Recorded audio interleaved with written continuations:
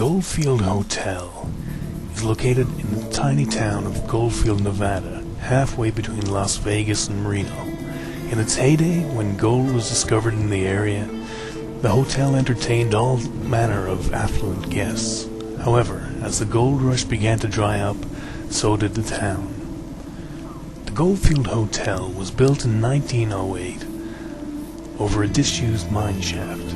At the time, Goldfield was a thriving town, and the owner, George Winfield, became a very rich man. They say he was a multi-millionaire by the age of 30, and became a very influential public figure in the state of Nevada. But by the 1930s, the once bustling town had declined dramatically, and all was not well with George Winfield. At some point in the 1930s, his life took a turn for the worse, when a pregnant woman named Elizabeth claimed he was the father of her child.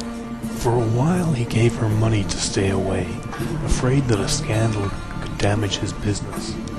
When it was no longer possible to hide the pregnancy, Winfield lured her to room 109 of his hotel and chained her to a radiator.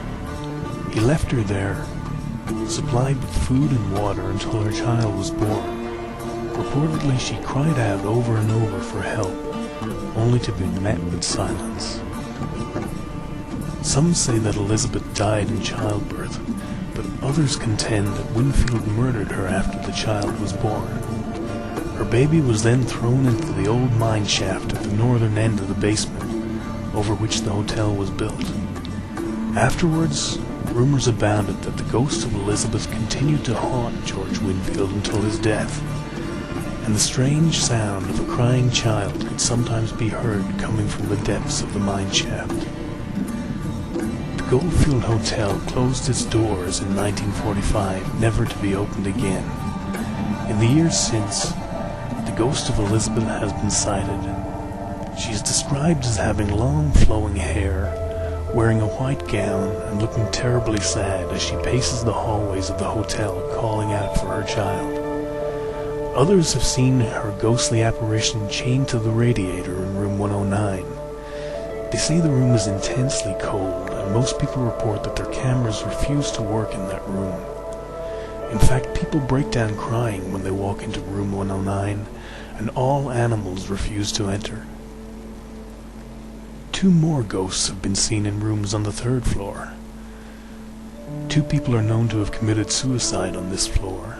One, a woman, hanged herself, while the other, a man, jumped to his death from the window. Their identities have never been confirmed, but they have been sighted by more than a dozen people. Near the stairs is a strange trio of spirits, 2 children and what has only been described as a midget. The 3 are seen sneaking up behind people and tapping their shoulders before giggling and running away. Their identities are also as yet unknown. In what was once the main dining room, called the Gold Room, lurks the most malevolent spirit of all. Locals call him the Stabber. He stays by the entrance of the dining room and attacks people with what appears to be a large kitchen knife. Although his blade has never actually harmed anyone, the sight of a man lunging at you with a knife in his hand, only to suddenly disappear before he makes contact, is enough to make people run screaming from the room. They say that this is the ghost of George Winfield himself. The evil man also makes his presence known by moving objects about, and the stench of his cigar smoke lingers in the air. It is not uncommon to find fresh piles of cigar ash in his downstairs room, even though it has not been occupied in over 60 years. The hotel is also believed to be built on a vortex. Paranormal experts say the mine shaft in the basement is one of the 7 gates of hell which exist throughout the world and allow the dead to cross into the world of the living. In 2001, the hotel was featured on TV as one of the world's most scary places. A film crew shooting in the basement captured a brick being thrown across the room on camera. Ghost hunters investigated the Goldfield Hotel in 2008 and heard footsteps and strange whispers on the upper floors. They also saw shadows walking down the hallway and recorded disembodied voices talking in room 109.